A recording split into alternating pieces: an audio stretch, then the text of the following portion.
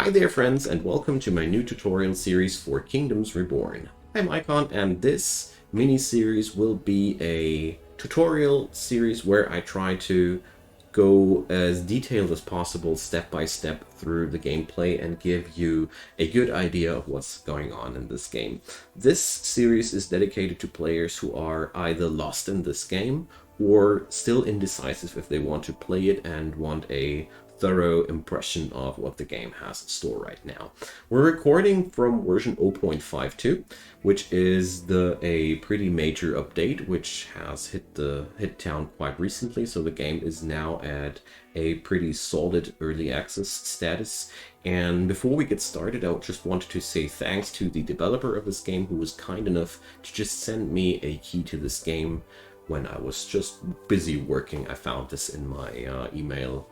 I was really happy about that. I just wanted to say thanks. So let's get started.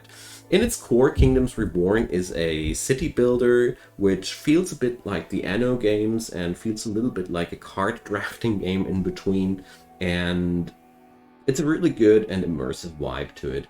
Chronologically, the game starts a little bit before the medieval ages and ends in the industrialization age, so 19th century, which is really cool because a lot of games don't cover up the technological development in these eras. I really like that. So let's get started, shall we?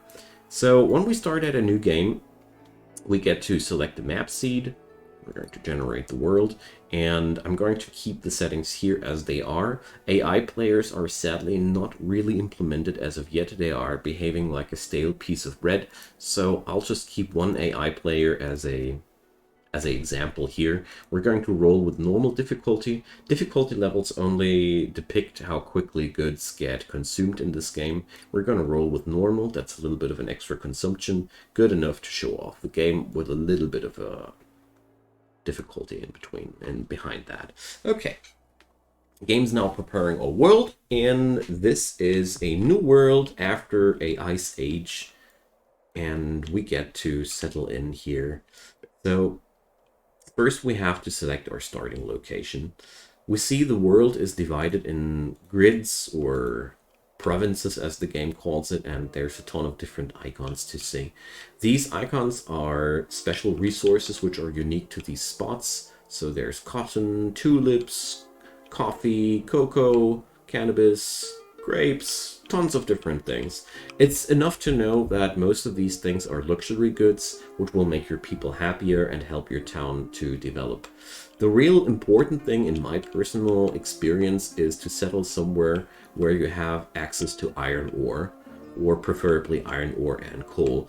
Even though coal can be acquired by just transforming wood into it, iron ore can't be really replaced. So I think this patch up here looks really pretty interesting. We have iron ore, we have coal ore, we have dye, we have cannabis, we even have gold ore, and there's even a second coal deposit here. The only downside is this area is a little bit colder, but I'd say we're okay with that. So you can select your section, your starting piece here now, and you see these all have a certain price attached to them. Let's see, maybe we want to settle down here instead. Well, we could go there too. Just realized that I maybe don't want to live in such a cold area, but well, whatever, we're going to stick here. So I'm not going to start out with it's extreme difficulty. Oh, the fertilities are really low. So as you see here, there's a lot of information about the tiles, and not only the temperatures are challenging, but the fertilities are also pretty bad because we're that high up north. So probably don't want to do that because I want to live off farming at some point. So instead, let's just live here. We're surrounded by nice things. There's the iron ore I need, there's grapes, there's dye.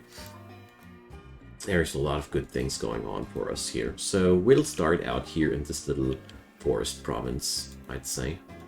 Or not? Well, no. This one. I do this because this field also yields stone. Or well, You don't need to worry too much about where you start because you can buy these tiles right next to you sooner or later. Right now I'm only evaluating if I want to start out with a smaller tile which has, oh well, there's stone accessible here. So we're going to take the big tile here, especially since it has access to water. Because the first few challenges in every game are food, shelters, and then medicine and tools. But we'll start out with this one. The pricing here is important in so far that you see there's an initial money amount of 3,000 gold. Now we get to select our initial resources. So these are fixed, so we get some food, we get some wood, medicine, steel tools, and stone. From my own experiences, it's always worth to invest a little bit of extra money into medicine, because medicine is really important for you, as well as into steel tools. Just a little bit, because these are hard to replenish in general. Okay, we confirm that, and now we get our first tile. So this is where we are, and now we get to place down the town hall. The town hall is the administrative heart of your settlement, and, well, we're going to place it down right here. So the yellow outlines you see are the roads which are connecting that, and the green patches are just where the building will be. So I'm going to apply this, well, I'm going to place it down here, and now we get to select a starting card. Like I mentioned before, this game is handling things with cards. I'm going to put my camera a little bit over here. This is better. And we can now either unlock wheat farming, which can be either eaten or be brewed into beer. We can unlock the trading post, where we can just trade resources. Or we can make it happen that we get more money the more money we own. So basically, for every 20 gold we have, we increase our income. From my own experiences, the investment card is a good starter, because money is one thing I always struggle at the beginning of the game. So we take that. And no, we don't need guidance. I'm actually the person guiding here. So now we have our town center and a lot of information overload. So let's get over this. So over here is our overview of the settlement, where all the important informations are stored. So the season, the year, the temperature, and really important to note here, below 0 degree, my citizens will need wood and coal to heat themselves. So in the winter season, you have to have fuel, or otherwise your people will freeze to death. Here's our gold. The small number behind there is the income which we have. And over here is our population. We have adults and children. Adults can work, children cannot, of course. So our total population is 18, and 14 of these can work. Here we have a depiction of our population versus housing space, and we see we have 18 people but no housing whatsoever, and storage space, goes without saying. Happiness, well, it's also pretty self-explanatory. Over here we have the resources which we own right now. Luxury tiers will be later important. So first off, I want to use this investment card. This works by just clicking that town hall, and you see there's a slot open here. We will put this investment card now into the slot, and now it will begin working for us. This is pretty powerful because, well, plus 1 income per 20 bucks we own. We have 1,600 bucks, so we should yield 80 bucks more income simply out of that. The downside is once we start spending money, the income will reduce too, but I like that. So we see here the town hall has a own income of 10, and every province you gain has also an income. As we see here, provinces will be claimed by money, but we have other pressing matters at hand. So we have a little bit of wood, we have enough food and tools and medicine to get through for a couple of years here. So when you mouse over the single resources, you get a readout of production and versus consumption, but since we're just starting out, there are no informations available for the game to work with yet. So the first thing we want to do is we go over here into the building menu, And these are the things which we are allowed to build always: roads, houses, storage yards, and bridges. Everything else we will need cards for, which we get to draw twice per season.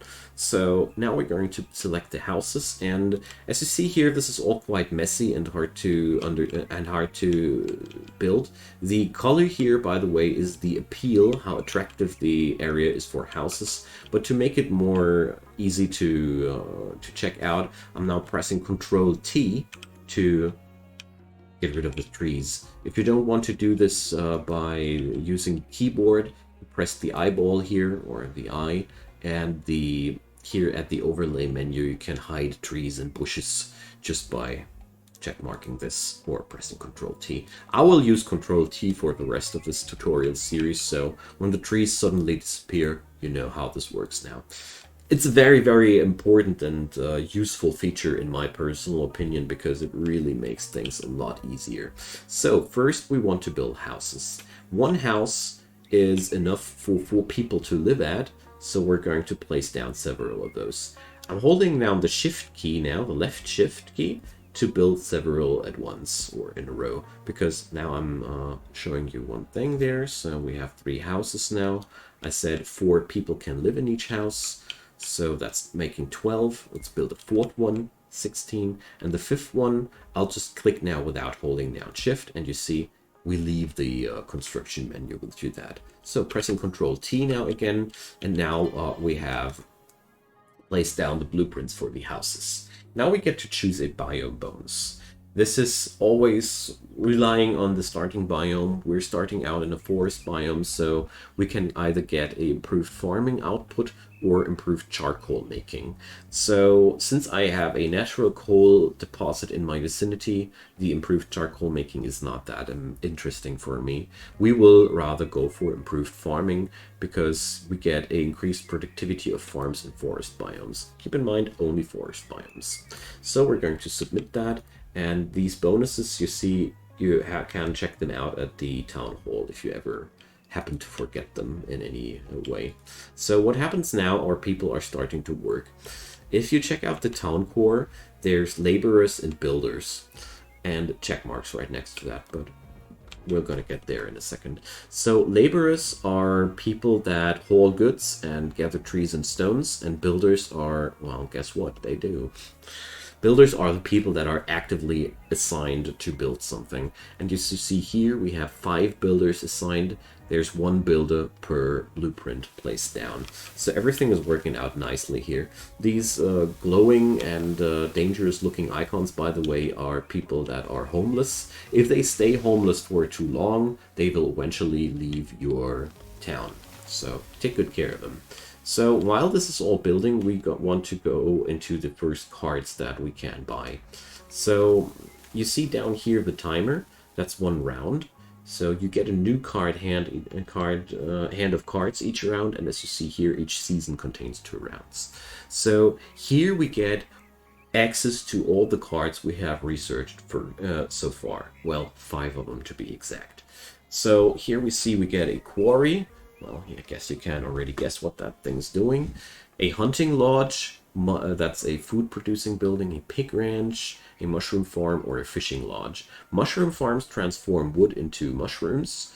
Fishing lodges are basically resource-neutral food gains. Pig ranches transform area into food. It's really like that. With a pig ranch, you just sacrifice a really large amount of space and you gain a lot of food in return. But it's rather a long-term investment. We're going to start out with a fishing lodge because you see I have access to water here. And as you see here, you can buy as many or as few of these cards of the hand as you want to. So right now I don't want to invest too much because, you know, the more money I got, the more money I earn. So right now we're going to go for the hunting lodge too. The hunting lodge is a very, very efficient early game food building as well. It will be less interesting in the later stages of the game, though, the higher we develop our civilization, of course. So I probably would want the pig ranch too, but there's really no pressure. You don't need to buy these things right away because you will get enough cards over the course of the time. I'd highly recommend you only to buy cards which are either already decided that you will build them soon, or things that you will need right now. So the quarry, I will need it later, so I'm not going to invest 140 coins here. Okay, so now we have these building cards on our hand, and as you see here, they still require resources, and also they require workers. So I'm not going to do anything with these cards so far. You can always pay more money to draw more cards, but you always get a free hand of cards once per season. Also, there's a leader skill where you can boost the target building's work speed. So as you see here, we're gaining kind of like a mana bar here for this active skill. So right now we just watch our people build their houses. Keep in mind that while they're getting rid of those trees there, they also gain new resources. There we go. And there's also a couple of wild animals already running around here in our town. Okay, first house is being finished now. Boom. And with the first house finished, we have unlocked research. That's because every house does not only produce an income, it also produces science. And with science being passively produced, we get to get a glimpse into the tech tree now. So we are now in the middle of the Dark Age. And if we look at the building style here, I dare say this is something, well, this looks like something between Iron Age and Medieval Ages. Got a little bit of a Bronze Age vibe here. I don't know how which time of humanity this is actually supposed to depict, but, well, that's the idea.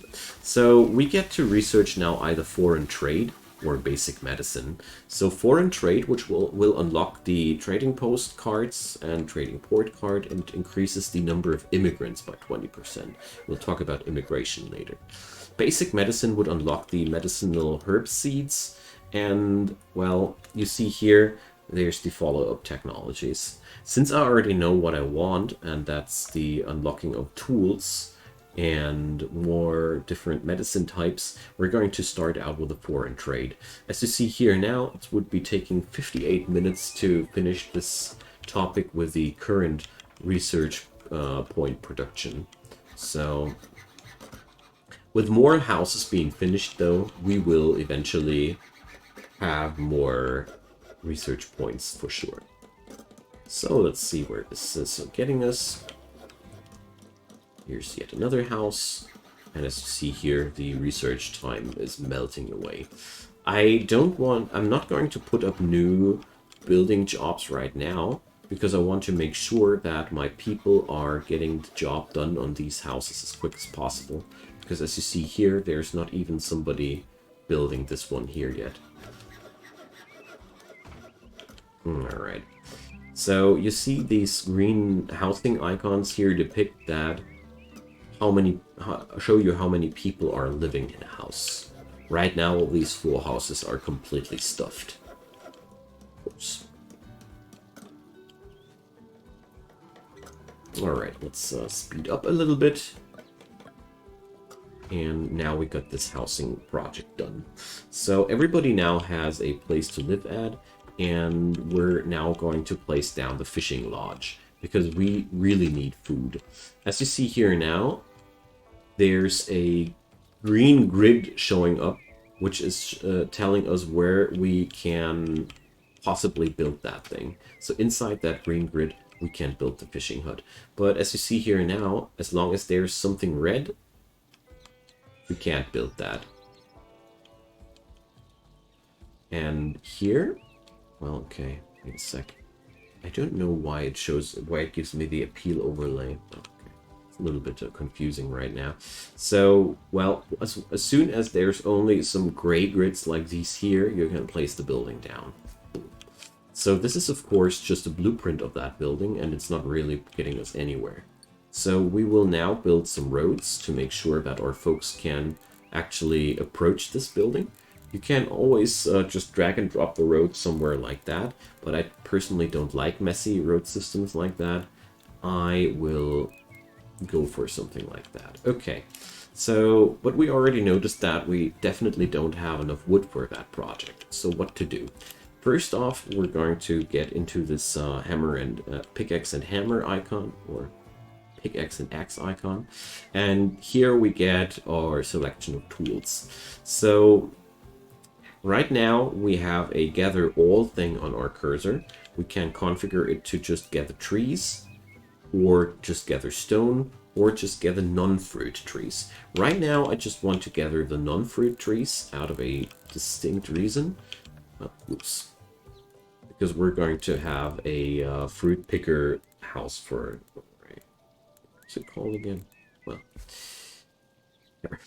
so you see now, these green dots depict all the trees that have been marked for collecting, and now the laborers will go out and collect these. You can also, if you don't want the auto assignment, put up check marks here, and now you see the number before the slash depicts the actual number of workers, and the number behind the slash depicts the target number of workers. So we could now tell the game to have instead only 10 laborers and keep the other people open for business. But right now I'll just keep it with the automatic assignment, because honestly the automatic assignment is not that horrible at all. So let's see what kind of cards we can pick. Fruit gatherer. That's why I didn't want to chop away these fruit trees. So fruit gatherer and a forester. The fruit gatherer and the forester are, well, in a close relationship to each other. The immigration office, I'm going to buy that one too. This will attract new immigrants, which translates into new population for your town. Also, we're going to buy a tavern, because the tavern is providing happiness for our town. So that's quite a heavy haul, isn't it? But this is pretty good for us. So let's build the fruit gatherer. And as you see here, this fruit gatherer has a certain radius of action, and you want to put this into as many of these blue dots as possible. And you see also there's a certain fruit tree count. There's a number there, and it shows you how many fruit trees there are in the vicinity. So we're going to place that fruit gatherer there, and I'm going to place down the forester right next to that. Because the forester doesn't only chop wood for you automatically, the forester also does replant trees, and the forester building is also capable of replanting fruit trees, and I think by now you get the idea. So putting these close to another is really important to have a efficient overlap of these things. I personally would say you can always put a fruit gatherer right next to a forester and you will never regret it, because basically these go so well together. So now I feel like I'm feeling a little bit cramped over here. So there's only 2 more housing slots open, so we might be considering more houses here. So I'm going to build a couple of those here. So 2 more, I'd say. Houses have to be in the vicinity of, or no, if you put down something like or any building that needs workers, that's a better statement. Any building that needs workers, like these fishing lodges, the forest, the fruit gatherer, all these buildings need workers. There have to be housing buildings in the vicinity, otherwise the people won't work there. It's the logic of people just living right next to the place where they are working. Us humans, we do that since centuries, and it's not really a new thing. So for now, I'm just gathering all the non-fruit trees out of this grid, because we really need a dirty, rotten amount of wood. Right now, we're also going... I'm really interested in putting down a hunting lodge too, but I don't want to, out of a simple reason. You check out here the fishing lodge now. There's this icon of 2 people above this hut. This is the amount of workers. You can now use these arrows to increase or decrease the amount of assigned workers there. And, well, usually I like to keep them assigned there. Now, there's informations here. Efficiency of that building, job happiness, upkeep, these cost gold. And well, over here you also see the production per season. Like I said before, when there's no information available, there's nothing you can read. But as you see here, we're already pretty much running out of food. So the work of the fisherman is really, really needed at this point. All right.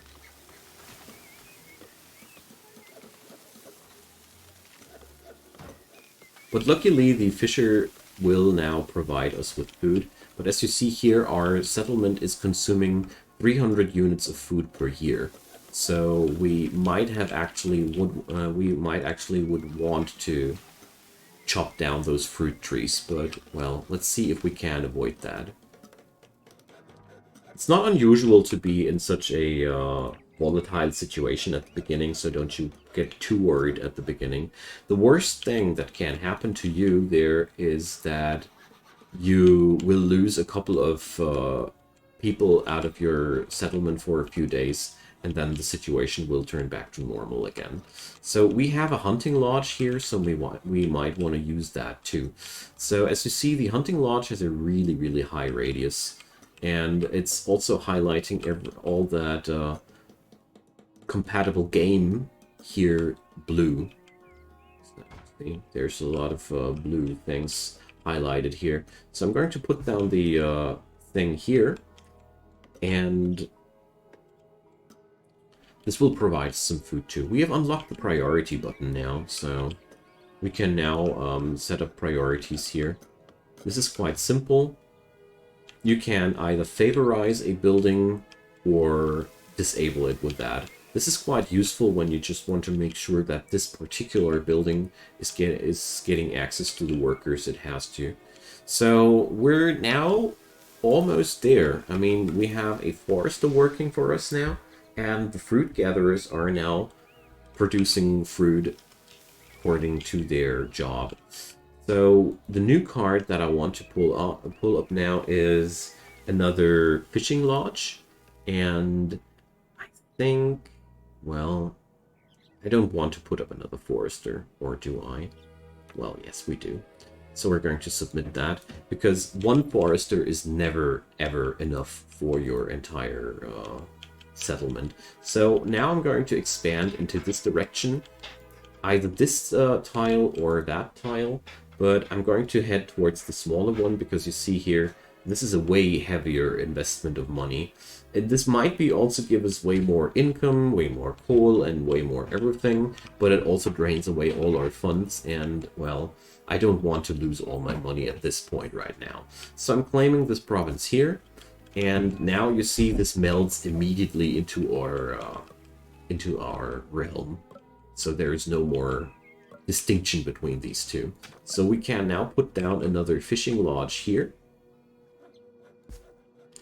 and drop down a couple of roads there, and here we go. So the next forester here, and you see, you also get shown the other influence radius of the first forester, which I really appreciate. So we're going to place down the second forester somewhere like here, because I don't want these to conflict with each other. So we're going to put up a road over here. And like I mentioned before, we don't want this area to starve out, so we're going to build a house over here. And last but not least, I'm also going to put up some storage yard here, because if your people don't have a storage yard in vicinity, they have real troubles with placing down their goods. So that's gonna be our start. So we have, again, new cards. Well, I will take probably yet another fishing lodge, because we have the room for that. You see, you don't want to conflict with these circles ever, because you see the efficiency drops. There's a efficiency meter here, but this one has efficiency over 100%, and we just... oh, yes, that just looks like it works. And we're just going to drop that here. And you see, already there's a new piece of settlement growing organically on this side of the map. Just going to put down a second house here. And this way we'll have another forester. And we got to be careful now about things because we're starting to exhaust our workforce here. So we've dropped down another forester and 2 fishing lodges. So this would be 6 workers overall. We only have 7 people available anymore. So therefore I'm going to click here until I have a red dot on the fishing lodge, which means I have placed down the blueprint for that already. But please guys, don't build it yet because it's too early. We won't be able to sustain this place. Instead, what I'm going to do now, I'm going to put down the immigration office. One person will work there and bring new people to our place. I'm actually going to give this thing even a star to make sure that we're going to build that as quick as possible, because I feel like we really seem to need that. So I'm going to cut away a few trees. We're going to cut down all the trees right now because I don't feel like I'm able to be that picky. We need lots of wood. The early phase of this game is eating wood like crazy, and that's just quite normal for it. So I think that is a good spot to end our first episode. I feel like we are at a pretty good spot there. It's early autumn now with this new card, with this new hand of cards. So we are running low on wood. I'd say in the next episode we will try to finish the buildings we have here and consolidate ourselves and pick up some fuel for the winter and hopefully not lose anybody. So I hope that was kind of helpful for you, and I hope that was also enjoyable. So feel free to drop your comments down below. If there are any questions, just ask away. I'm going to continue this series until I am at a point where I can only say, now you've seen all the gameplay mechanics and you can continue from here on your own. And, well, I don't know how many episodes this will be. Probably 3 to 6. That's what I assume. So if you want to have any aspect of the game particularly explained, just ask away. Leave a thumbs up for this video if you enjoyed that. If you enjoyed it, this helps a ton to make this video more visible for everybody. And of course, if you like this channel in general, just drop a subscription and turn on those notifications so you won't miss any of my daily videos. Last but not least, down there in the text box, you will find lots of useful links. One of them is my Twitch link, where I do daily streams, so you might want to check that out too. And last but not least, there's also support links via Patreon, Coffee, or whatever might scratch your itch. I'd be really happy if you check them out. Don't you worry though if you don't. Watching this video means so much to me. It's a great support anyways. Alrighty, enough of that. Have a wonderful day, and see you soon, I hope. Bye-bye!